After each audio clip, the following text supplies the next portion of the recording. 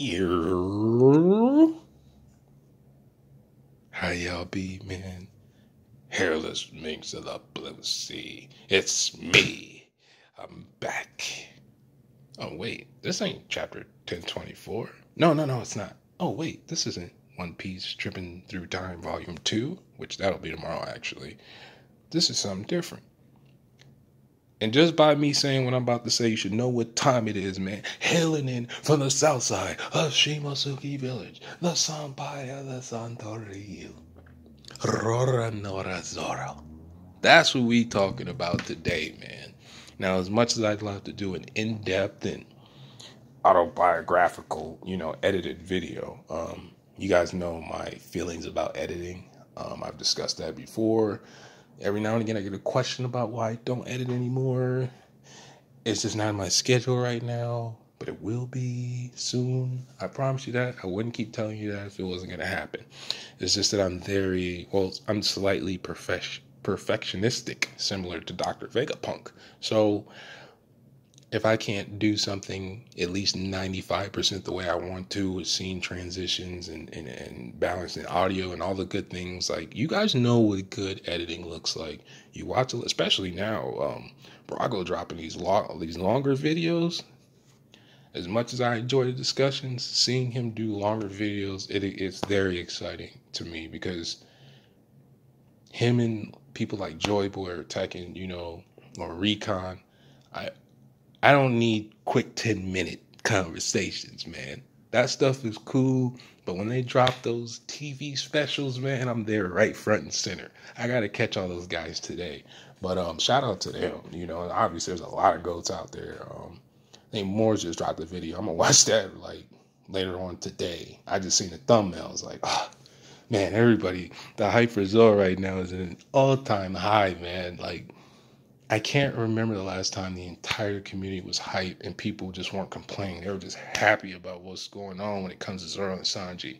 And to me, I love it, man. I trash characters all the time. Even Zoro, but I love trashing Sanji because it's funny to me, right? But where we're at in the story, I had to stop the reread, man.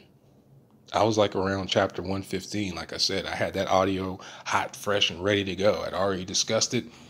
I had to wipe it clean, man, because like I said, 1023 stopped all of that. 1023 said, hey, man, if you don't go right now and go reread Thriller Bark,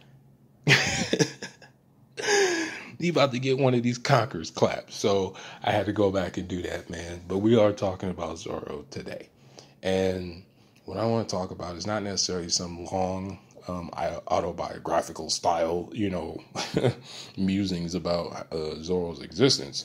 But I do want to talk about a few specific things regarding Zoro, not just his power or ability, although obviously I would discuss those things, but more so some of his information that we're not led on to believe about. Because I've always been of the mindset, based on some of his conversation and dialogue, that Zoro's very aware of quite a few things that's not led on to believe in the story, right? And that's the kind of stuff that I want to talk about, because with the reveal of Shimosuke Ushimura and the fact that the situation with the design and the hair coloring, which like I talked about last week, we've seen that panel before, right? With Gukimaru, aka Onimaru. We've seen it before. In the beginning of the Odin flashback with him and Denjiro and Kinemon gathering scabbards, we had this image before of what he looked like. So there's a few things about that I really don't want to go into, because I just don't think there's enough information. Now, based on the name Shimosuke and how that relates to the other 6 families, which I brought that up last week, you can come to some conclusions, but I just don't think we really have enough information to properly speculate on the importance of it, necessarily. But based on context of the character Zoro himself, there is some things that you might be able to imply, right? And I'm going to get into that today. First things first,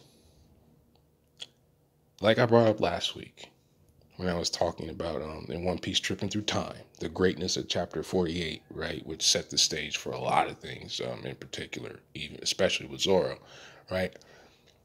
Zoro knew who Mihawk was before we even met him, before his name was even before his, I won't even say his epithet, because it wasn't necessarily given, but they just said Hawkeyes, right? And even Zeph knew who that was. Zoro knew who this was before we met him. And I don't think the importance of that gets brought up enough. And I think it's important because it shows, like, as soon as Zoro left, right after Kuina died, that he was gunning for Mihawk. Why he knew Mihawk existed, I have no idea, because I feel like it would be more lore-based. Now, the newspaper hadn't been introduced in the story at that point in time, so it would make sense why he didn't realize that Mihawk was a Shichibukai, and maybe even that process of plot or it hadn't even really worked out yet. So there might be other reasons for that than what I'm thinking. But I think he knew who Mihawk was. He was already gunning for Mihawk. He even told Mihawk, when I left to go out to sea, implying he left from the village, right? Shimosuke village, we're assuming. He left from the village and went on the sea to find Mihawk. Now my question is, why and how did he know Mihawk was the greatest swordsman in the world? Because it's not something to really talk about. And when he first became the greatest swordsman in the world, was that before Zoro was even born? Or was that, like, let's say the Aesop or Luffy flashback. Let's say that time period, right? So about 10 years ago in One Piece time. Was it around that time? It may or may not matter, but that really sticks out to me. That Zoro didn't know that. And I wonder if it's just because he was told about Mihawk, possibly through Koyoshiro, which to me would make sense. Because I still think, even though we haven't got information about this, the odds of Mihawk never gracing Wano makes absolutely no sense to me. Especially with having something like Yoru, right? And a black blade, which we've seen a black blade before we even knew that was. We just took it as, oh, that's what color his sword is. We didn't know that was a thing, right? So I'm wondering if Yoru was made in Wano, Tengoyama should know about that, right? And if Mihawk has been to Wano, I feel like Tengoyama's the type of character he would run into at some point, given how old Tengoyama looks, and even if he's human to begin with, he may be of another race. Tengu might be a real thing in the One Piece world, so he might be a bit older than what we even realize. And then here's the thing, right? Kiyoshiro, we never get information from him. It's implied, or there's information out there about why the Shimosuke left Wano in the first place, relating to Kaido in a way, and Orochi coming to power. But my thing is, if they were one of the important 6 families, how did they know to leave? What did they know? What did Koyoshiro know? Was it something specific? Did it have something to do with Kuina, right? And Kuina's want to be a swordsman in the first place? And I think these things all are kind of important because of the basis of Zoro's character. Without Kuina, we get no Zoro. That's just plain and simple. And like I brought up last week, Kuina and Mihawk are the only 2 people that we've seen so far in this. Well, obviously, no, because nobody's beat him yet that we've seen 1v1. Actually, he just hasn't been beat, period. But you get my point. Kaido lost before. How could he have been captured that many times? So here's the thing. Why is it that not only did Zoro know about Mihawk, but Mihawk also knew who Zoro was? And I'm not saying that based on the scrubs that were behind Zoro before they fought, right? The scrubs were like, they didn't even really recognize who Zoro was until he said what he said about Mihawk deflecting the bullets from, bootleg looking Yasup.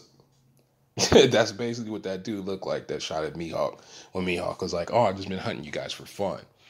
And even then, right, Mihawk stays sitting down, deflects the bullets, somehow doesn't even, however he does that, it doesn't even put out the wind on his candles on the boat.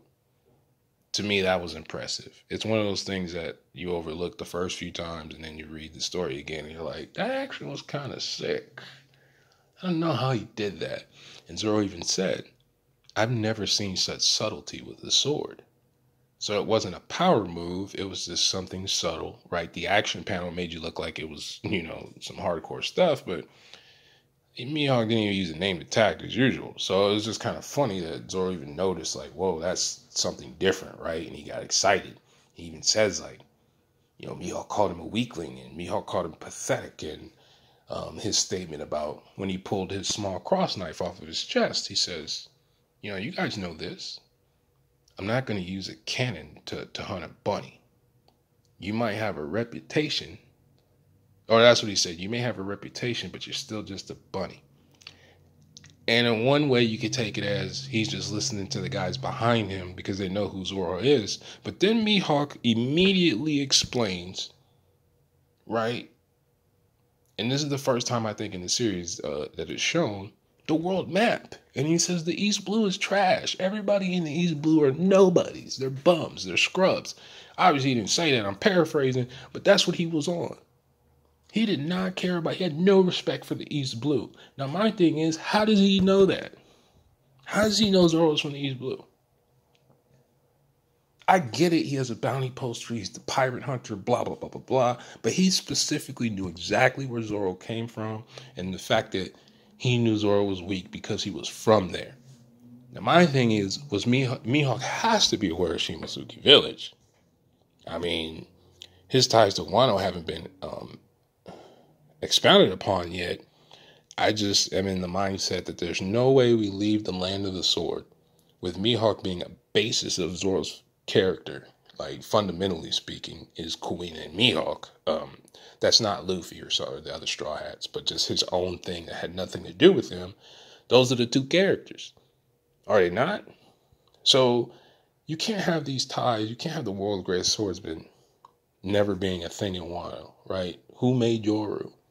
We know he made the Black Blade, but obviously he's not a sword maker. And we know how, Enma came to be in the Wado Ichimonji.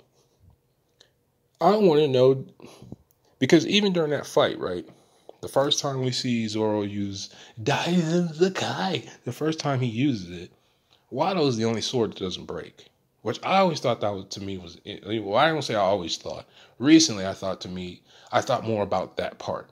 The fact that Wado never broke. Is that because of Mihawk, or is that because just Wado was that sword like that? You know what I mean? Because from what we've seen with Mihawk, he should be able to destroy any inorganic material with one swipe. With no sweat. And even Zoro tells him, like, I'd rather die. Remember when he stabbed him, Zoro tells him, I'd rather die. Because backing away from this knife in my chest means I can't be the greatest. I'd rather die than be defeated. Same thing that Luffy has said. Even his famous scars on the back is a swordsman's shame, man. And he held the Wado up like, let's go. Bring it. I already know I lost, but this is what it is. And when he goes use 3,000 Worlds for the first time, it was something I noticed a couple weeks ago that I never before really, is as soon as he uses that move, because Mihawk never says anything about Santoryu. Ryuma does, he calls it a circus act, but Mihawk never said anything about it. He just kept calling Zoro weak and pathetic. So how did he go from, was it just his own heart? Was it just sheer will that Mihawk was impressed with? It couldn't have been just that, because I feel like there's been other characters that Mihawk would have ran across that have displayed those kind of traits. What made Zoro different? Other than obviously being a main character. But what made, in Mihawk's eyes, what made Zoro different? Was it the Santoryu thing? Because I've been saying, I hope Shimosuke Utsumara has nothing to do with Santoryu. Like I said last week, I think Santoryu is a representation of him and Kuina. Because when he lost to Kuina, he couldn't beat her with two swords. And like I said last week, if he still couldn't beat her with two, he still would have been using Santoryu, because maybe the third sword, that would have been the time he finally beat her. But of course, she lost to some stairs, so we never really figured that out. But he carries on the will of Kuina, by carrying Wado Ichimonji, which happened to be made in Wano. And I just think that there has to be something to connect these characters together, specifically with Mihawk, given what his status is and the fact that he travels around by himself all the time. Like even when we seen Perona, when they were looking in the newspaper, right, talking about Zoro. And even the wine that Mihawk has is from a place in Chile. It's a real place. It's called like the Tarapacá region or something. It's wine country. I just misread it because the L and R thing in Japanese, and just being able to see letters sometimes. But like even Mihawk's vibe, right? It's a Spanish vibe, if you will. So it's just like, how is a guy from, you know what I mean? Like you guys see where I'm going with this. That part might not be as important, and it might just be more of a representation of Christianity in the series, because Yoru and both the small sword he carries are both crosses. He has this whole conquistador vibe, and if you know about war history, that kind of thing. So how that contrasts to Wano and Zoro and his Buddhist path, and that part may not even be important. It might just be a nice cultural reference thing to have in a story. I just fall under the guys that there's no way that Mihawk is not aware of Wano. And I think this is where I'm getting at. I know it took me a long time to get to this point, but I have to talk about all this other stuff because it's a part of Zoro's character. I think he knew what was up with Zoro when he said what he said. And I think when he went to use Santoryu, I really think that because of the way that pan was done, right? Mihawk's seen all types of attacks. At this point in the story, he was used to fighting Shanks on the regular. So there's really not too much he probably hasn't seen as far as swordplay is concerned. So why did that catch Mihawk's attention? Why did he pick Zoro? Because in essence, he picked Zoro. He told Zoro, surpass me. Don't be in a rush to die. As if he wants Zoro to take up the mantle. Now, how that plays a part in the story with Shiryu later, we have no idea. But like I told y'all last week, I would find it very, it would be sad, but it would be cool at the same time. Like that theme of, if Mihawk dies before Zoro fights him, then it's like Kuina version 2, right? I'm not saying he'll start carrying Yoru around or anything like that, but in the story, we've never seen Zoro beat those two characters. They're the only two characters we've seen just straight up wash Zoro. And I just think it would be poetic in a sense. I don't want Mihawk to die, but if that happened, I can understand that would be the standpoint, of basically Zoro not being able to overcome those two obstacles, but not because he just never found out if he was strong enough. That not knowing part, like that part of it would be poetic to me, even if he beats Shiryu for the title. And it's something I've been thinking about lately too. Zoro said he wouldn't lose to anyone until he was the world's greatest swordsman. And this statement was not really something I necessarily thought about that much up until recently with this Momo thing. And I'm like, is Momo getting ready to be a swordsman? Regardless of what happens to his body and this whole dragon thing, is more because even Kaido uses a weapon. Like he clubs everybody. So I'm like, how cool would that be at the end of the series, man?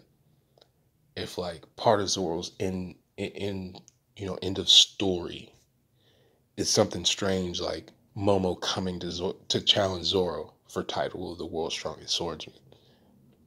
That would just to me be like, whoa, and he comes to Zoro with Enma and Ame no Habakiri. Because I don't even think Zoro's going to keep Enma. I think it's going to be a situation similar to Shusui. And I'm going to get into that part too, obviously, talking about Ryuma and stuff like that. It was just an idea I had the other day. I'm like, seeing that statement again, right? I'm like, what if it's Momo that comes, like we get some ending scene and Momo just shows up and he says Tsunachi to him or something like that. Oh, that'd be so dope, man. That'd be so dope, man. Because it would be, because we don't know necessarily how Ryuma died.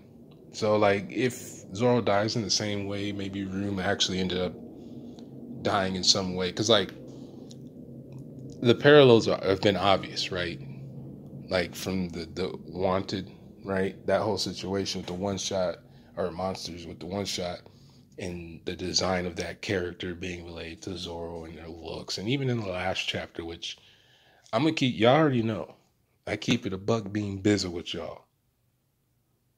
Like I said last week, either this was one of those things that I was paying attention to and other people just didn't notice, but there was a lot of fake hype out there about Ryu being a one-eyed swordsman. Because like his design pretty much says that something happened to him. There was no reason for a bandage to be wrapped around his eye, right? We know Gecko Mori later robbed the graves and all that. So that means like his body looked like that when he died. His design always screamed that that was one of the reasons why he looked like a foreshadowing of Zoro, right? Because when Zoro loses one eye, there's been sometimes it's done for art, but there's been like 3 or 4 instances prior to Zoro losing his eye, including the clip with the panel, and it's done the same way in the anime. When Arlong holds up Zoro by his neck before he sees his wound, Zoro looks at him in the same eye. He has bandana on, and his eyes closed. Like we've seen that before, and it happened again in Thriller Bark, by the way. But it happened with Luffy, Sanji, and Zoro, so it's not as noticeable. So that's why I say like it's kind of an art style from time to time. But with Zoro in particular, the times that it's done, right? Because Usopp told the joke because they were still asleep. And he says something to the effect of, oh, there's a, what do you say? There's a female sword master carrying some meat. And Sanji, Zoro, and Luffy all wake up at the same time saying there are different things that they care about. And Zoro does that. Now, you know, that's my favorite thing that Zoro does in the story, like what he did with the Conquerors thing last week. Most of the times in the story, when Zoro does the like that thing, somebody usually is clap right after. So it's like that noise to me is iconic with that. But the one eye thing had been foreshadowed about Zoro previous to that. It was just hard to have any context for that because we still don't know why it's gone in the first place. A lot of us assume either Mihawk did it or one of the baboons, right? I don't think he's just been keeping it closed this whole time on some, unlock Sharingan thing. I'm pretty sure Oda has been aware of that theory for 10 years now. So I don't think it's that either. But I just thought it was a funny situation with Zoro's path, right? And I'm using the word path specifically because even with someone like the movie used on Prometheus, right, that has the word path in it. Every now and again he used the word, so this is like a reference, a religious reference in a sense with how Zoro moves and stuff. So there's a couple of symbolisms with Zoro that I also want to talk about. Obviously, some of them are obvious and some of them not so much. And this was one I brought up talking to Recon like a week ago. And I was talking about the vision thing with Zoro. And what I mean by this, right, and I'm going to say this for you, and then once I say this, you won't be able to unhear it. You might have noticed this already, right?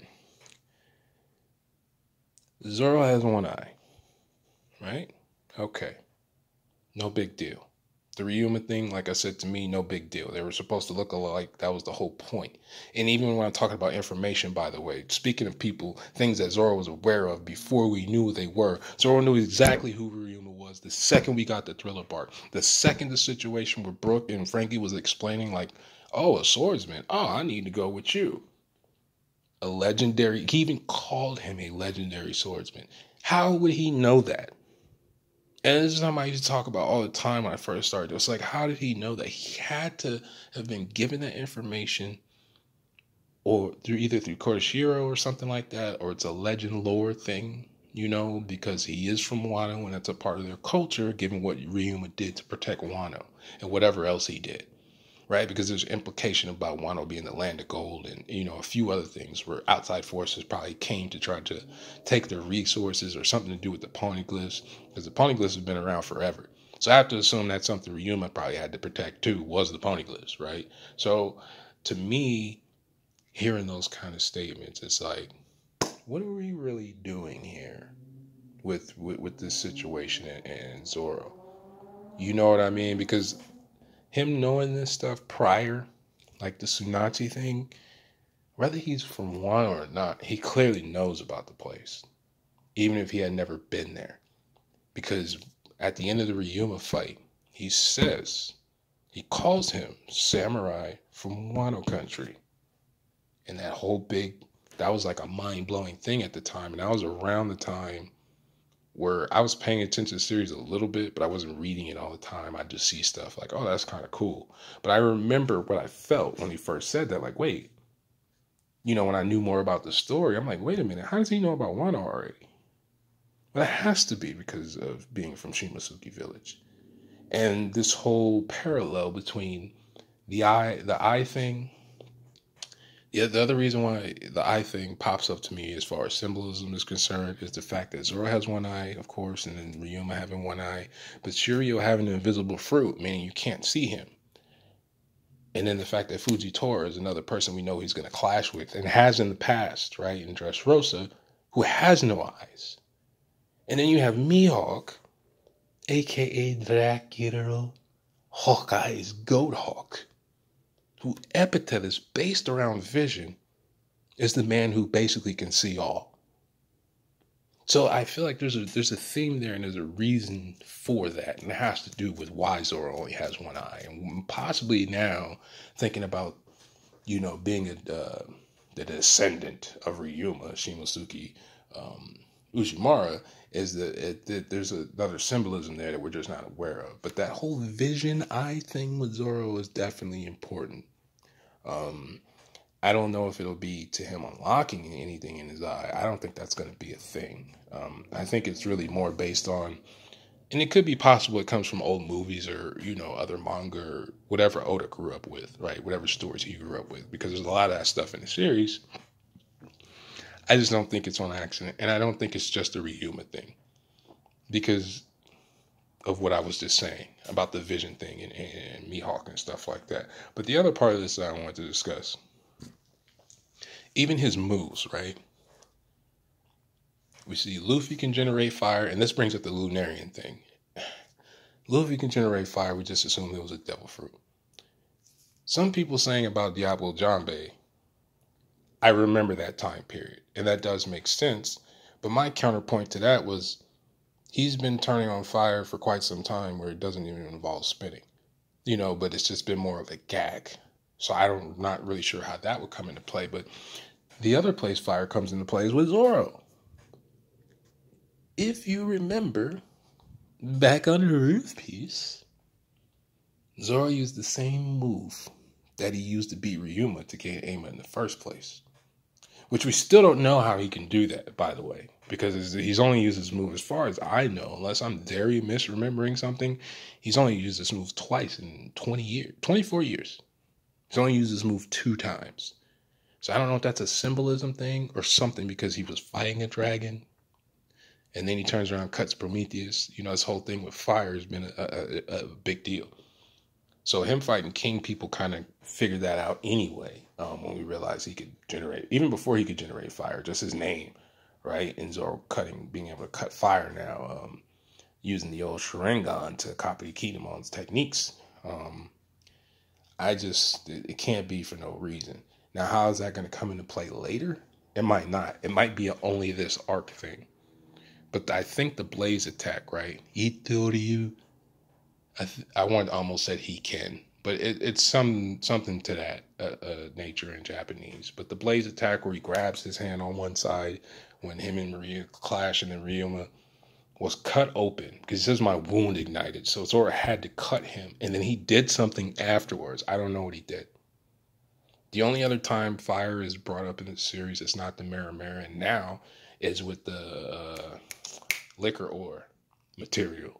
But that hasn't come to play in the series yet. So I don't know how that's going to work. But yeah, man, I know this is kind of a lot, but not really. I just wanted to talk about some less noticeable things about Zoro in regards to the story and its ties to Mihawk, like I was saying in Wano. And I'm going to continue this discussion in a Mihawk video. Because I can't talk about my boy, the Santoryu, and we can't talk about his mentor. That makes no sense, right? So we're definitely going to get to him and how he contributes not just to Zoro's backstory, but the world, just the world in general, right? Because he's dealing with the SSG, or going to be. Because even when he said, I think when the Marines showed up, he said something to the effect of, it's exciting being the one being chased again or something, implying that he's been chilling for quite some time. You know, he might get the occasional scrub like Zoro who thinks he can just come and holler at Mihawk like that. And he got to send, he got to pack him out real quick and ship him to the infirmary because he's just not going, But, yeah, I think that's really all I wanted to say. Really, I want to say more, but I think I'll start getting off topic and jumping around and stuff like that. So I just wanted to stick to what I had to say about the theme of Zoro with his visions and the information that he possibly has. And, the fact that the first thing he wants to do is visit Ryuma's grave. So clearly we're going to get something there, either a conversation or a revelation.